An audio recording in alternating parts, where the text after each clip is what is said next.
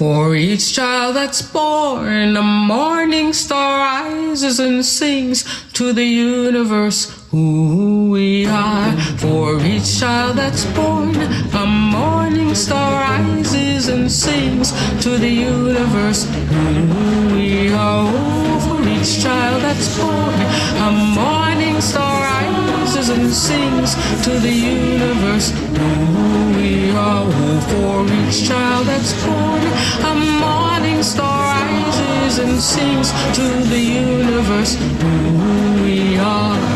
We are our grandmother's prayers, and we are our grandfather's dreamings, and we are the breath of our ancestors. We are the Spirit of God. We are mothers of courage, fathers of time, daughters of dust, and the sons of great visions. We're sisters of mercy, brothers of love, lovers of life, and the builders of nations. We're seekers of truth, keepers of faith, makers of peace, and the wisdom of ages. We are our grandmother's prayers.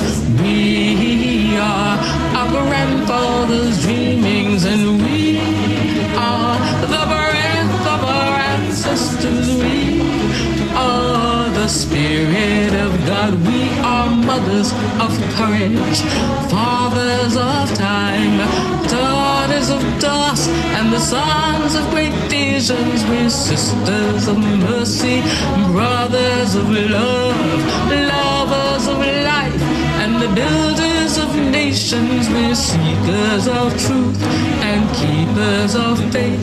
We are makers of peace and the wisdom of ages. We are our grandmother's prayers. We are our grandfather's dreamings, and we are the breath of our ancestors. We are the Spirit of God. We are our grandmother's prayers, and we are our grandfather's dreamings. We are the breath of our ancestors. We are the Spirit of God. For each child that's born, a morning star rises and sings to the universe who we are. For each child that's born, a morning star rises and sings to the universe who we are. We are one.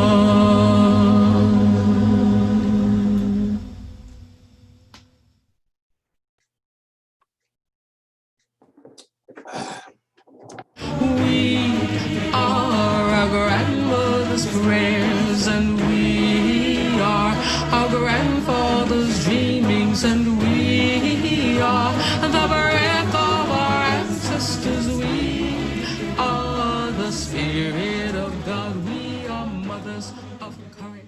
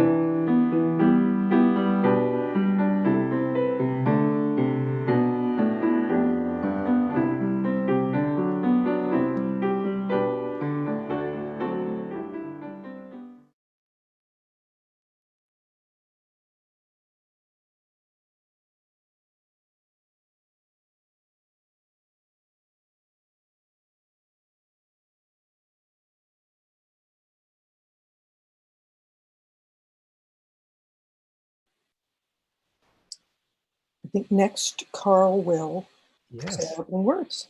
Carl will unmute and wish everybody a good morning. Welcome to Champlain Valley, Unitarian Universalist Society. We're so glad you have chosen to worship with us today on a beautiful summer Sunday on this unusually subdued 4th of July weekend. I hope you've been able to find some joy and warmth amid the uncertainties of this very difficult time, and been able to celebrate safely the principles and promise of America on Independence Day. My name is Carl Lindholm. I'm a member of this congregation and serve today as the worship associate. Our services are normally led by our minister, Barnaby Feeder, but in the summer months, we give him a little break now and then.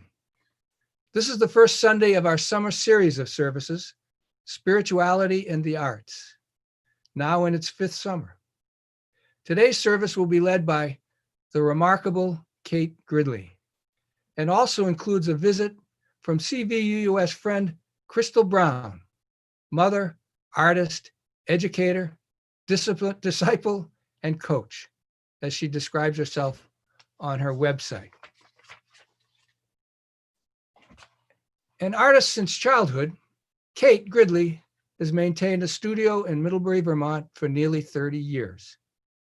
Her portraits hang in numerous public and private collections. Her interests include portraiture, still life paintings, and multimedia installations that explore human relationships with truths. She is currently at work on a multimedia portrait of Francois Clemens, as well as an installation about how we access memory, titled Witness Marks, Anatomy of a Memory. She and her husband, John Barstow, have been members of CVUUS since 1998. If you're visiting, we would love the opportunity to meet with you during our Zoom gathering at the end of the service in our traditional social hour. Do also check out the CVUUS website and be in touch with us.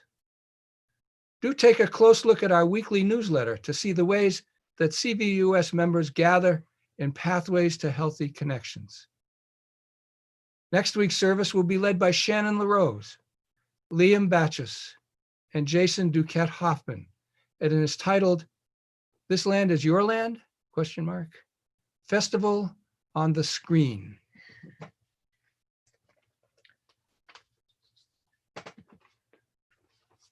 For our call to worship today, the first Sunday of our series on spirituality and the arts, we invoke our Unitarian forebear, Ralph Waldo Emerson, who wrote in his essay, The Poet, in 1844, "We are only half ourselves. The other half is our expression."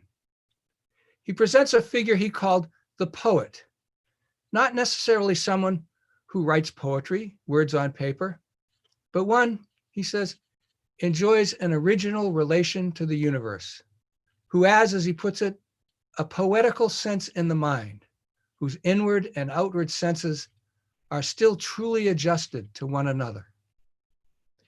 Emerson writes, "The charming landscape which I saw this morning is made up of some 20 or 30 farms. Miller owns this field, Locke that, and Manning the woodland beyond. But none of them owns the landscape.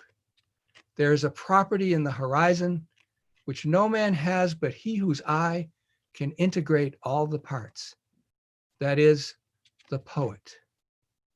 So as we celebrate arts this summer, let us nourish that poetical sense that allows us to integrate our inward and outward senses.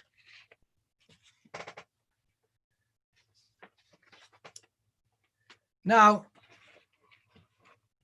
we light the chalice as we do every Sunday, signifying the light and flame of Unitarian Universalism. My associate, Brett Millier, will light our chalice. Our chalice this morning, well, we're improvising. It's the small lantern that we light each night in our home as we gather for dinner in the summer on our porch. To acknowledge our love and gratitude. Now, please read with me these words of the chalice lighting by Amy Zucker Morgenstern. That name may be familiar to some of you, as she was an intern minister at CVUUS in 1998-99. Within the heart of the flower, the fountain of beauty. Within the heart of the community, a fire that warms and dances. Within the heart of each of us, a spark of the spirit of life. Now, let us worship together. Let's sing hymn number 322 in our hymnal, Thanks Be for These. The words will be on your screen.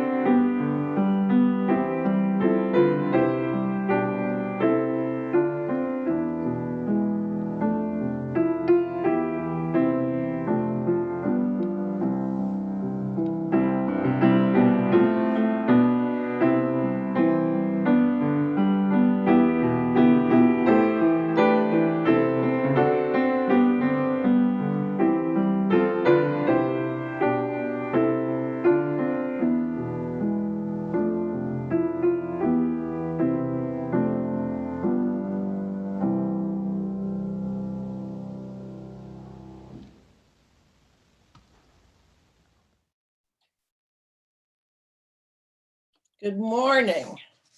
Margie, am I on? Yes? Okay. You are on, baby.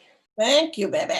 Okay, before getting to part one of my message, which is coming in 4 parts, I want to thank the team who's producing today's service, the Dream Stream team of Rich Wolfson, who prepared all the digital elements for today, Liam, who brings us the Time for All Ages, Richard Hopkins, editor and big picture man, Carl, my wonderful worship assistant, Crystal Brown, artist, coach, and innovator, and Margie Young, without whom most of this doesn't happen on Sundays, plus her partner Jordan, who helps us all connect following the service.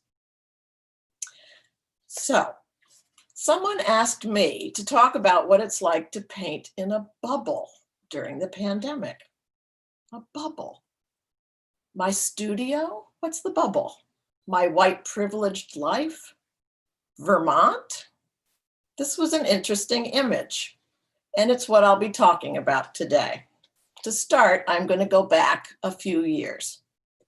For the last 15 years, as most of you know, among other things, I've painted lots of portraits. I always wonder, how do we know what we know about each other? And of course, right now, that's changed a little bit. We are asked to stay home.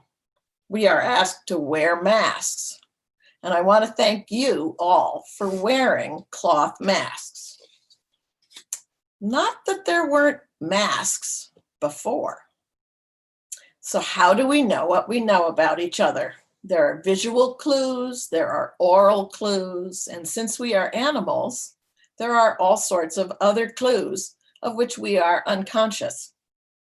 And then there are our biases and assumptions, both conscious and unconscious, that prevent us from knowing each other.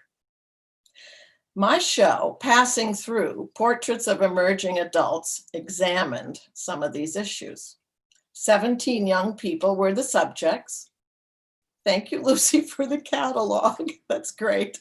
And originally, I was just going to make paintings because I'm a visual artist. Now think about it. Adolescence requires the trying on of selves. So they chose their clothes. And while they modeled, they talked. And I realized that to make the portraits more authentic, the world needed their words too. So we made sound portraits. They chose the music for the sound portraits with which to dress their words. It was all accessible digitally by cell phone. And that installation has traveled to a dozen third spaces, museums, and institutions across the country, where it has stimulated countless conversations and opportunities for creativity as people of all ages ask, who am I? And how do we know what we know about each other? So you are about to see a mashup of 17 of the 17 portraits with a little bit of spoken wisdom from each person.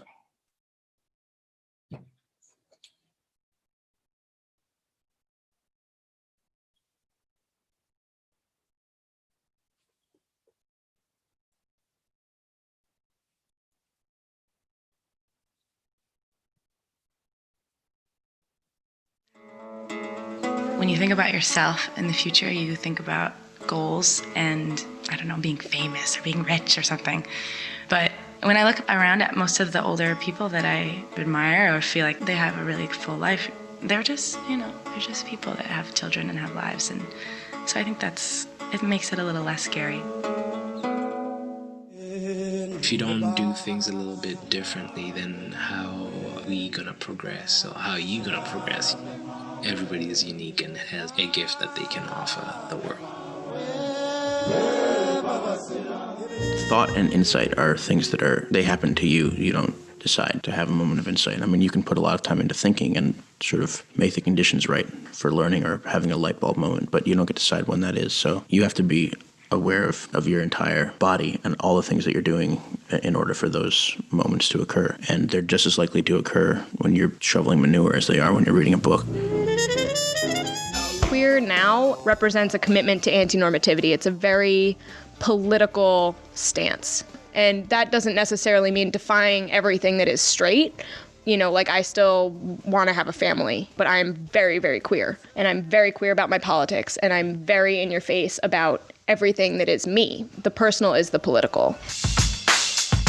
Paintings 10 feet tall of Robert Frost, web spun from the words of W.E.B., words from a lady named Emily, booklets and envelopes of famous man's words that taught you of the walrus, the carpenter, the bird. I just sit and take it all in, listen to the walls of the word Smithsonian. What? We're living in a world where most people are willing to compromise their personal ambitions or safety for causes which are larger than themselves. And that is inspiring. You have to hear a sound and you hear its potential. You hear the potential of the sound. You have to kind of turn it around and stroke it and smell its belly so you know the sound. She said even when you're not collecting sounds, you're listening and collecting them in your head. I feel like being an artist is about working towards something as a means of discovering more about the world. I think that growing up here has made me feel like you really can have an impact on your community and you can have an impact on the place in which you live. That sense of empowerment is definitely something that a lot of people lack. There's so many different ways to make a difference. Like some of the things I think about are who's making more of a difference, President Obama or my mom? My mother wanted to send me away for the summer, so she found a program called the Fresh Air Fund. I spent 2 to 3 weeks up in Vermont. It was definitely different from the city. The city is fast-paced, quick, and you got to be on your toes. Whereas in Middlebury, you can relax. We went hiking. I made root beer, and you get time to actually enjoy just nature itself. I think we're really lucky in Vermont. As Vermonters, we get government how government should work. I mean, everyone is really trying, I think, to connect with what Vermont is and who Vermonters are. We have amazing representation in Washington. They probably know so many Vermonters, and I think maybe it's because we have such a small state, we also have such a sort of like-minded state. I think as Vermonters, we have little to complain about. The Balkans have it right. They pretty much say, if you don't have time in your morning, in your afternoon, in your everyday life to enjoy a cup of coffee, if you don't have time to watch the sunrise with your first cup of coffee of the day, then what kind of life are you living? Like, what are you doing with yourself? And I really agree with that. It's hard to find the balance between loving to cook and being a nurturer and having these traditional womanly interests or qualities, and then also be this really strong woman. So I wanted to figure out, why does this have to be a problem, and how have we gotten here? And can I be a really strong woman and still love to cook and love to nurture other people? That's my whole issue with Unitarianism. There's nothing to experience, and you don't sit there in church being like, this is just so amazing right now. I feel this inside me, like you feel when you go to a black church and everyone's singing and rocking out, or if you go into a huge cathedral and everything's rising above you, and you see all the way up into heaven basically. The person on the jury of the Royal Ballet School asks Billy Elliot, so what does it feel like when you're dancing? And he says, feels like being angry, it feels like being sad. And I think for me, for singing, it feels like being in a different world. It feels like, in a way, being home within oneself and being home within the music. You don't have to just be a do-gooder nonprofit type, and you don't have to be just a rapacious Wall Street banker. If you have something of an entrepreneurial vibe and are willing to take a little risk, which is a key component, you can merge the two. One of the big strengths I've gotten from my experiences is that I can adapt easily. I don't know if I'm more strong or compassionate than other people. When I feel strongly about something, I know when to make my point and when to just let it go. I know how to pick my battles. We're about to be given the responsibility to make the changes that we want to make. They're not going to happen for us. Your parents aren't going to buy them for you. This is stuff you actually have to believe in and act on to make it work.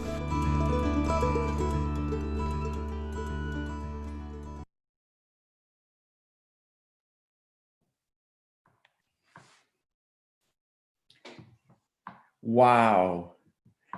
Kate, wow.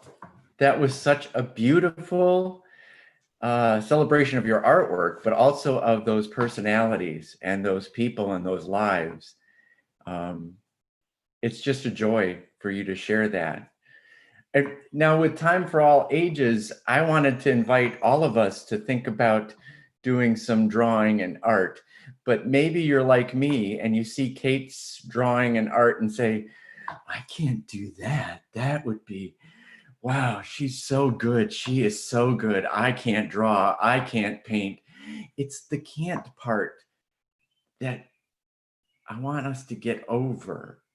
I have a friend of mine, Laura Lee Lipsky, who's an artist, and she had a conversation with her niece Basil at the beginning of this quarantine time, and she challenged herself and Basil to do 100 pieces of art in 100 days.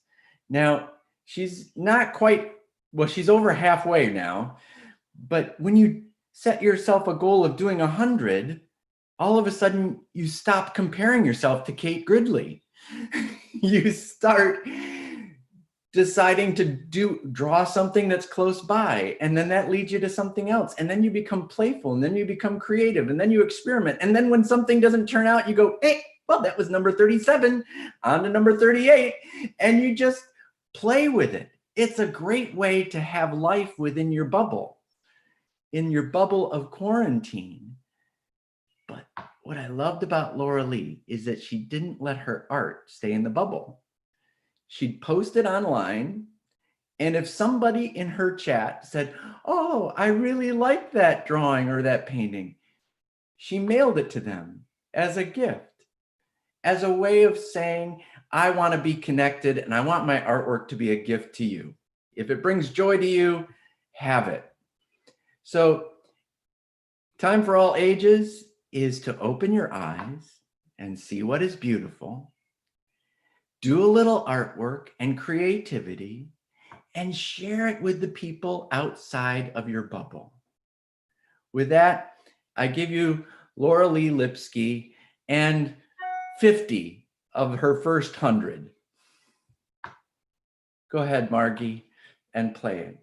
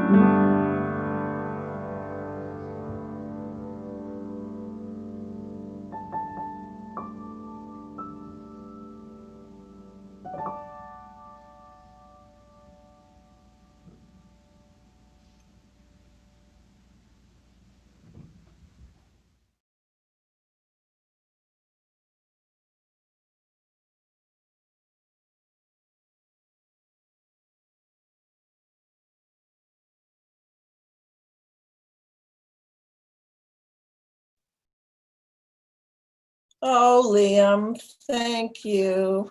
Thank you for your music. Thank you for your friend's artwork. I love that so much. That's a gift. And I just want you to know, as you will hear in the next parts of my message, I have huge self-doubts about my work.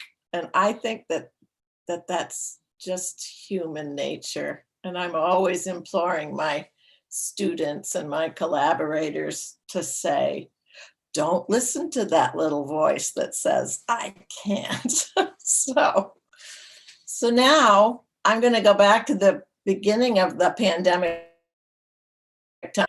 Early March, I was making paintings of tools. And it was for an exhibition at the Kent Museum. And inside my studio, for anyone that's been in it, there are these still lives of old agricultural tools and woodworking tools. And in March, they were slowly gathering dust as I painted, questioning what it was I was doing in the pandemic. Do these paintings matter? Should I bother? So the tools are beautiful. They're worn, stained, wooden handles, all smooth and shiny with the patina of oil from hands. I love their shapes. I love their colors, the shadows cast, the play of light on the different surfaces. Who were the people that held these tools? Who sculpted the dwellings and the land? Farming, logging, and mining Vermont into its current habit. If the tools could speak, what stories might they tell? One of the tools, oh, and I meant to bring it in here, but I forgot. Can you run and get me that tool? Which one? It's the sport, the one with the funny handle. One of the tools is completely reconfigured. It's a file that has been fashioned into a chisel, and it's attached to a handle made of a small forked branch of a tree that fits easily into the palm of a hand. Imagine the excitement at the discovery that the handle fits the tool that fits the hand, as an anonymous woodworker put it together for themselves. In the company of machine cast tools, this tool stands apart, a sport in the biological sense, which is to say, an animal or plant showing a striking variation from the parent type, especially in form or color as a result of a spontaneous mutation. So it's fun to think about that. Here's this tool. There's the branch. It's very comfortable. But then I think to myself inside the pandemic, does this matter? In my bubble, physically distant, safely alone, I played with the things that I love. Shapes, colors, shadows, words, and imaginary conversations. And then I wondered, will anyone ever see my paintings? So now you're about to see a short video that I made in late March with my cell phone for the quarantine sessions at the Town Hall Theater. If you haven't seen the quarantine sessions, go to Town Hall Theater's website and check out what some of Vermont's artists are doing and thinking.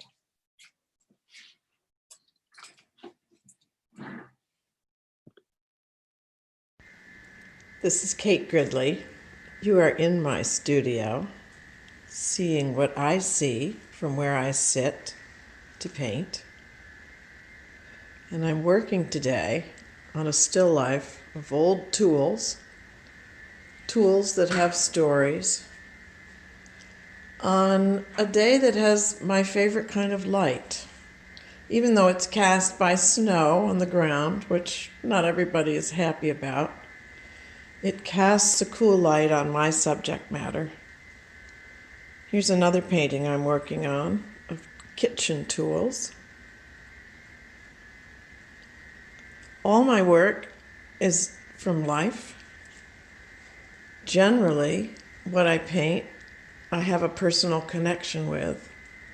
But with this tool series that I'm doing, people have been sending me tools from all over the country and all over the neighborhood. And it reminds me that we are all connected.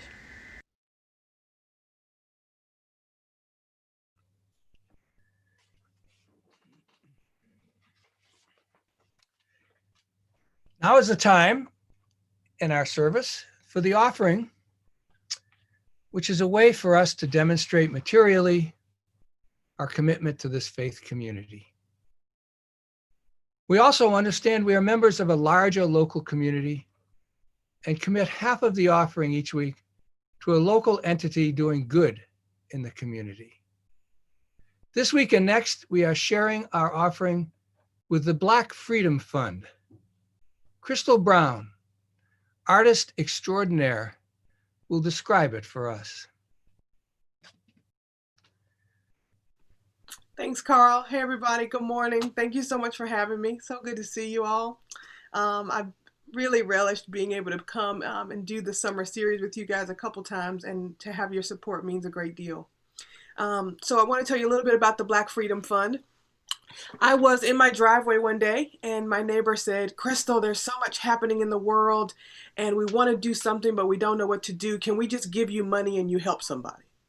And I realized that in that moment, for many people in our community and abroad, that I am probably the closest reflection of the Black community that they have.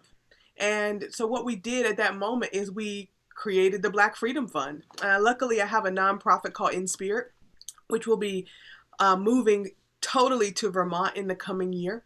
But what we did is we launched this fund, and I basically said to all of my non-Black allies and some, people with considerable amounts of wealth, that I want to stand in the gap with this community, and I want to stand in the gap for the communities that I represent, my cultural community, my faith community, my artist community, and let me be your steward. And so the goal was $10,000. To date, I think we've raised about $17,000. The goal now is to hand this fund over, the base $10,000, to hand the amount that we wanted to achieve. We're going to take that $10,000 and give it to an African-American money manager by the name of Majid Hassan in Atlanta, Georgia.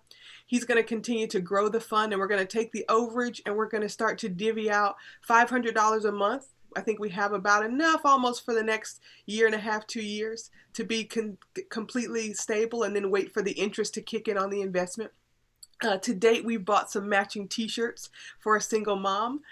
It's about sustaining people's livelihood, but also increasing the amount of Black joy that we see in the world, because the publicity of pain is kind of taking over.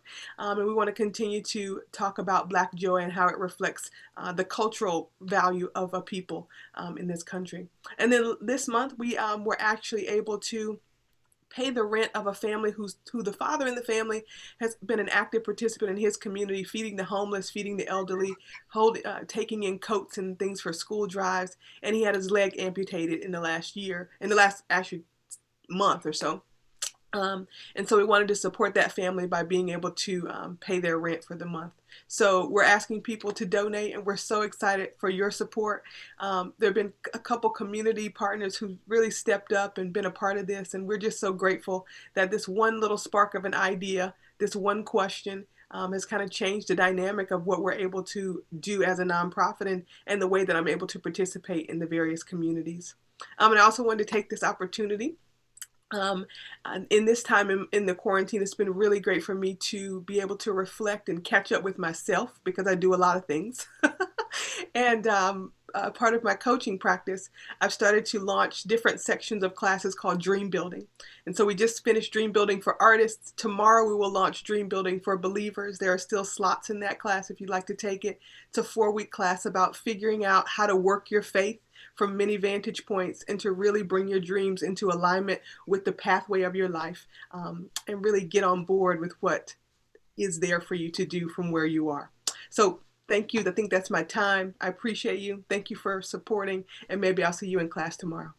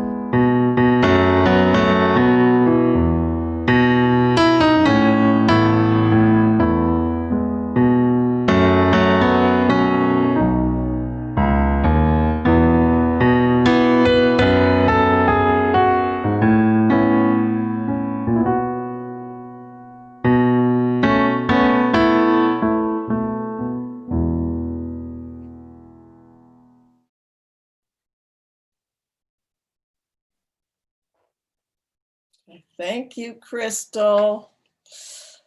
I cannot wait to support this fund. Now, you probably all know this guy. So here I am, Kate, part 3 of my message, and this is a preparatory watercolor painting over life size of Dr. Francois Scarborough, Diva Man Clemens. And I, in the last week, have embarked on the biggest painting I've ever painted. I've been planning it for 6 years. It's underwritten by the Vermont Arts Council and the Vermont Community Foundation so far. And I'm hoping that the painting is going to be premiered at some point, spring 2021. We have a host, but of course, lots of things. It depends on the pandemic, the economy, and who knows what else. So, Margie, I would love number 2 slide. Thank you. So there I am on a ladder working on the drawing of Francois. And the next slide, I'm on the floor. So, Francois, as many of you know, was catapulted into the public eye as Officer Clemens on Mr. Rogers' Neighborhood at a time when Black individuals did not appear regularly on children's TV, and certainly not as policemen. A man of many layers, Francois, and I call him Francois because I am honored to be his friend and his pretend wife, one of his pretend wives. He's gay, and while Fred Rogers knew this and loved him just the way he was, that aspect of his identity, that fundamental part of his identity, was not allowed to be known. Fred Rogers felt the country was not yet ready. Francois has written about this very movingly and very generously in his recently published memoir, which if you haven't read it, you need to.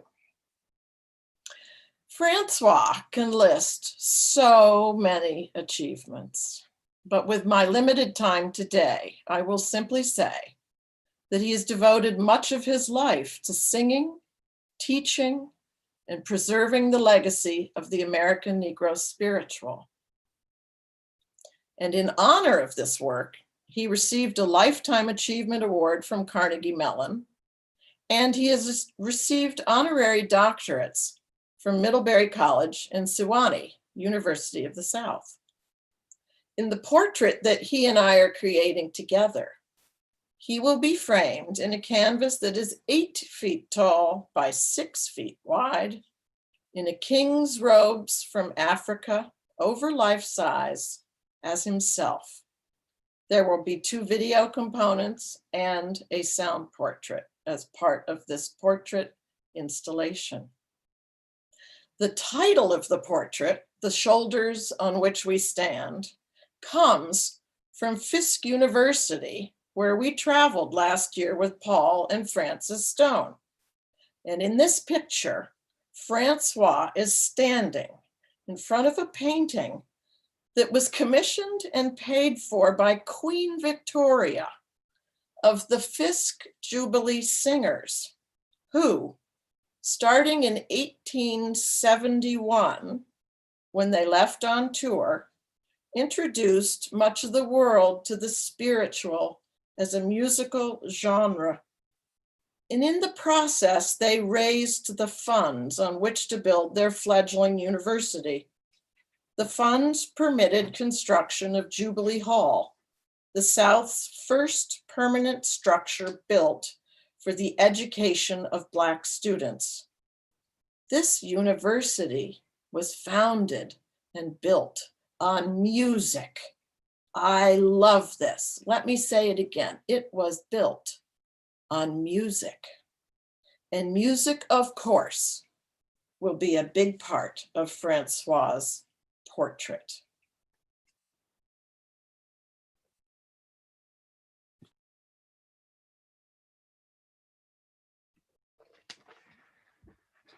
Each Sunday, we take a moment in our service to acknowledge milestones and passages, joys and concerns in our lives week to week. In our sanctuary, these are written down on yellow cards. We're inclined to call them yellow cards. Our first yellow card today is from Kate Gridley and John Barstow. And it's a card for the life of our son Angus Barstow's good friend, Camillo Duque, a fellow staff man at Keewaydin Dunmore. A woodworking artist from Colombia, age 34, an exceptionally generous and kind young man, Camilo died last weekend in Colombia in a kayaking accident. We pray for his family and his friends in their time of grief and loss. Indeed so. On a more joyful note, Robin and Ted Shy write, we're thrilled to welcome to the world our newest grandchild, Leo Harmon Dargis, who was born Monday night, June 29, to our daughter and son-in-law, Kirsten and Booth Dargis. Everyone is well and happy, if a little tired. Congratulations, Robin and Ted, Kirsten and Booth. I know there are milestones and passages, joys and concerns that reside in our hearts today that remain unspoken. Let's have a moment of quiet time now for prayer and meditation. The image on your screen during this time is of Kate's painting in the window of Edgewater Gallery in town. It's titled, Still Life in Quarantine. Francois Clemens will take us out of meditation with My Lord, What a Morning.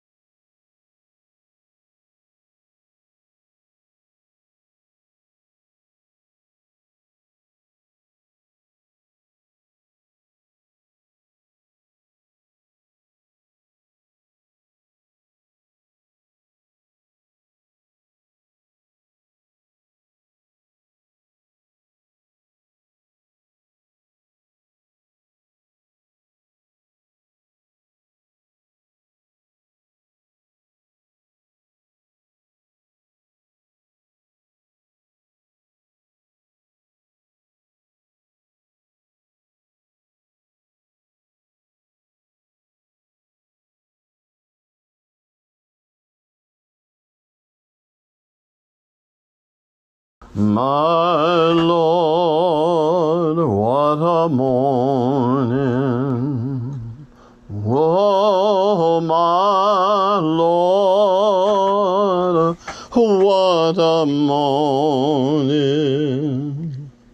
Oh, my Lord, what a morning. When the stars begin to fall, when the stars begin to fall, you'll hear the trumpet sound to wake the nations underground. Looking to my Lord's right hand, when the stars begin to fall, when the stars begin to fall.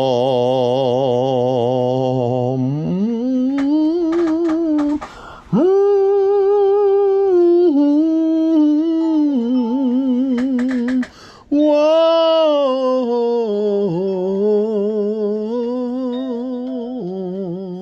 my Lord.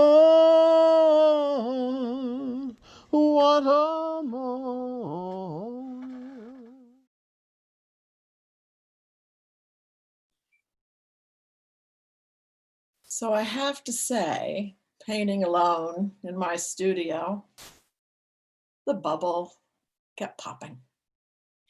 In March, it was every time I turned on the radio or got a phone call. In March, it was the spread of the virus in my immediate family, how to be safe. In April, the economy started more obviously plunging in its free fall. Friends lost jobs. Others, deemed essential and on the front lines, were in danger as they went about their work to receive the paychecks that our culture has deemed sufficient to live on, but which in fact is not. I lost all my scheduled work. My partner took a pay cut. My son in Italy and his partner took pay cuts. George Floyd was murdered in real time for everyone to see and hear.